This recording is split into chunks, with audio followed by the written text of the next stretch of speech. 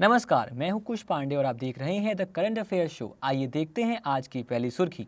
Time पत्रिका ने नवनिर्वाचित अमेरिकी राष्ट्रपति डोनाल्ड ट्रंप को पर्सन ऑफ द ईयर 2016 चुना है। यहाँ अगर हम बात करें तो डोनाल्ड ट्रंप का जो चुनाव हुआ जिसमें वो जीते वो हुआ था नवंबर 8 को और ये बनेंगे राष्ट्रपति अमेरिका के 20 जनवरी 2017 में। साथ ही साथ जो पिछली बार की जो विजेता थी उनका नाम था मिस एंजेला मर्केल, जो कि जर्मनी की चांसलर थी।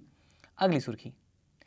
विमुद्रीकरण के बाद नकदी की कमी के मद्देनजर भारतीय रिजर्व बैंक ने वर्ष 2016-17 के लिए विकास दर घटाते हुए 0.5% से 7.1% कर दी है।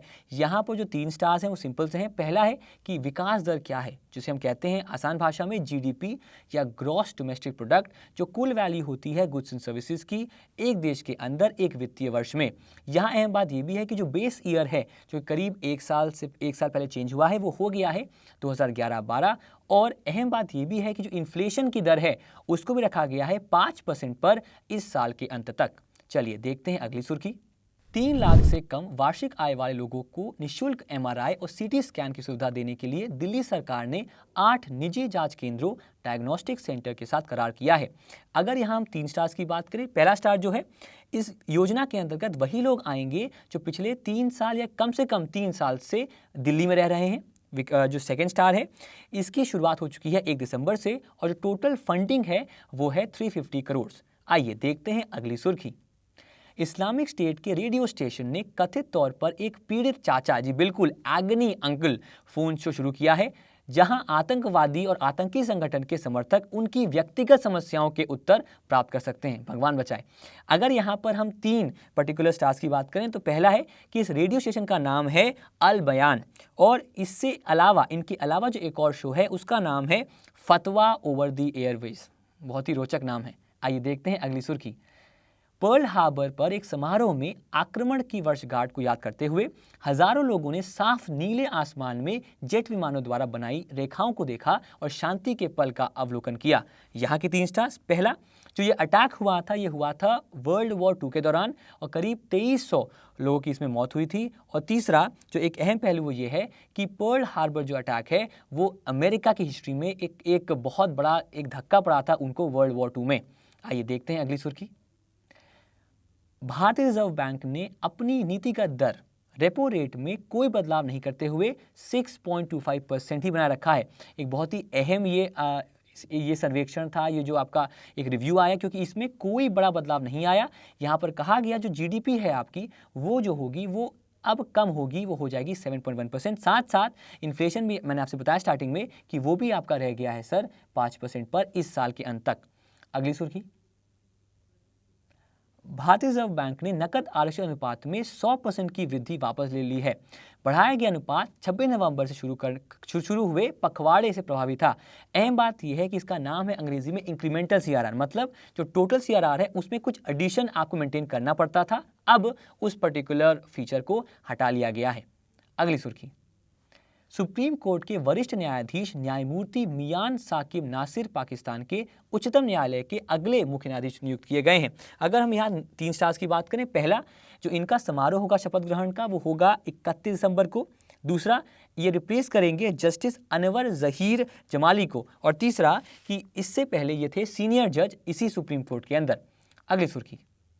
विश्व आर्थिक फोरम WEF ने इस ग्रह पर 10 सबसे अधिक शक्तिशाली भाषाओं में हिंदी भाषा को 10वें स्थान पर रखा है।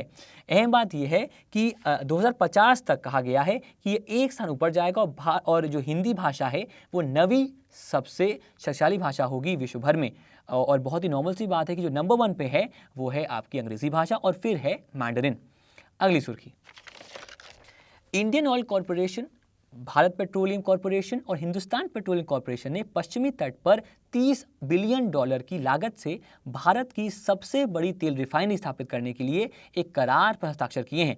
अहम बात यह है कि जो लीडर है इस कंसोर्टियम का वो है Indian oil corporation, number 1 star. Number 2 की बात करें तो 50% जो स्टेक है इस पर्टिकुलर परियोजना में वो है IOC का, जो है इंडियन ऑयल कॉरपोरेशन। और तीसरा कि इसका जो एक शुरुआत होगी वो होगी 2 चरणों में। फर्स्ट फेज अगले साल और उसके बाद 6 महीने के अंतराल पर अगला फेज होगा। चलिए बढ़ते हैं अगली सुर्खी और आखिरी सुर्खी पर। महिला एवं बाल विकास मंत्रालय ने भारतीय डाक और एसबीआई के साथ एक करार किया है। यह महिला ई हाट से खरीदे उत्पादों की शिपिंग आसान बनाने और खरीदारों को भुगतान के अधिक विकल्प देना होगा। चलिए तो अब देखते हैं इन सुर्खियों का एक रिकैप।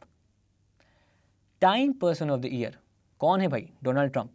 विमुद्रीकरण के बाद आरबीआई ने 2017 की जीडीपी का पूर्वानुमान घटाया। गरीबों के लिए निःशुल्क एमआरआई हेतु दिल्ली सरकार ने निजी अस्पतालों से करार किया। आईएस ने जिहादियों के लिए पीड़ित चाचा या एग्नी अंकल रेडियो शो शुरू किया है। जहाजों, विमानों, विशाल भीड़ पर्ल हार्बर घटना की सालगिरह के गवाह बने। आरबीआई ने रेपो रेट 6.25% पर बरकरार रखा है। आरबीआई ने नोटबंदी के बीच सीआरआर में 100% की वृद्धि वापस ली है। न्यायमूर्ति मियान साकिब निसार पाकिस्तान के अगले मुख्य न्यायाधीश नियुक्त होंगे। हिंदी भाषा 10 सबसे अधिक ताकतवर भाषाओं में से एक है। नंबर 1 पर है अंग्रेजी। भारत की सबसे बड़ी तेल रिफाइनरी स्थापित करने के लिए आईओसी, बीपीसीएल, एचपीसीएल ने हाथ मिलाया है। और आखिरी सुर्खी, हिंदी भाषा 10 सबसे अधिक ताकतवर भाषाओं में शामिल हो चुकी है। तो अब सर बारी है उन सवालों की जो इन हेडलाइंस में बने हैं। प्रश्न 1, time person of the year 2016 कौन बना है? उत्तर है डोनाल्ड ट्रंप। अगला प्रश्न, गरीबों के लिए निःशुल्क एमआरआई हेतु किस राज्य सरकार ने निजी अस्पतालों के साथ करार किया है? उत्तर है दिल्ली सरकार। अगला प्रश्न, आईएसआईएस द्वारा शुरू किए गए रेडियो शो का क्या नाम है? और वो नाम है एग्नी अंकल या फिर पीड़ित चाचा। अगला प्रश्न, पर्ल हार्बर की कौन सी वर्षगांठ मनाई गई? और उत्तर है 75th। अगला प्रश्न, $30 बिलियन की लागत से पश्चिमी तट पर भारत की सबसे बड़ी तेल रिफाइनरी स्थापित करने के लिए किन कंपनियों ने एक करार पर हस्ताक्षर किए हैं? और इसका जवाब है हमारा Indian oil corporation, Bharat petroleum corporation और हिंदुस्तान पेट्रोलियम कॉर्पोरेशन। आगे बढ़ते हैं सर। अब बारी है हमारे द करंट अफेयर टेस्ट या हैशटैग कैट क्विज की। प्रश्न 1, काले धन जमाखोरों द्वारा जन धन खातों के दुरुपयोग की जांच करने के लिए भारतीय रिजर्व बैंक ने ऐसे खातों से धन निकालने की सीमा कितनी प्रतिमाह कर दी है? 1000, 2000, 2500, 5000 या फिर 10,000? उत्तर यहाँ पर है सर आपका विकल्प ई, ऑप्शन ई, जो कि है 10,000 रुपीज। अगला प्रश्न, हाल ही में रूस के सरगई चैलेंजर कराइन को हराने के बाद लगातार तीसरी बार विश्व शतरंज चैंपियनशिप किसने जीती है? Magnus Carlsen, Viswanathan Anand, Hikaru Nakamura, Anatoly Karpov या उपरोक्त में से कोई नहीं? उत्तर यहाँ पर है ऑप्शन ए, जो कि है एक वंडरकिड मैग्नस कार्लसन।